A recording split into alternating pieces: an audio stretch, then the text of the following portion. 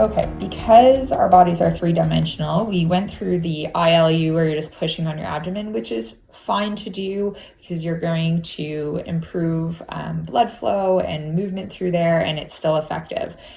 If you have the ability to kind of use two hands and do a little bit of a dance, that can be a little bit more effective, but some people find this difficult.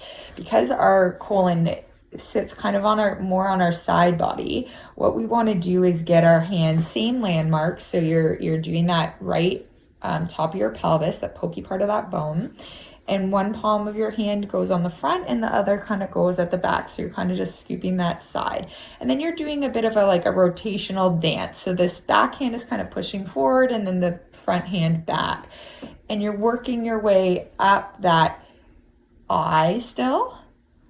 So you're doing that little rotation up from right hip bone to right rib cage.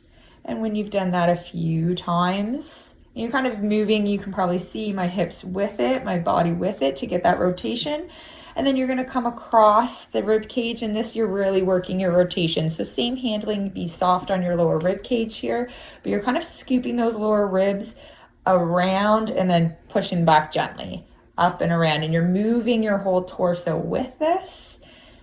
And you're coming across in between the ribs, still kind of scooping around, and then your hands would switch. So then my hand's gonna go on the back left of my ribs, and I'm pulling my left ribs forward and turning to my right, and that's kind of my L, and you could do that a few times, and then you're working down into the U. So now my left hand is on that back side wall and pushing and doing a little bit of a twist down to that left hip bone, and then same thing, you're going to finish off with that kind of palm of the hand push from that left hip bone to your pubic bone down a few times there. And doing this little dance for about 10 minutes a day would be great in the shower or with some lotion on your stomach.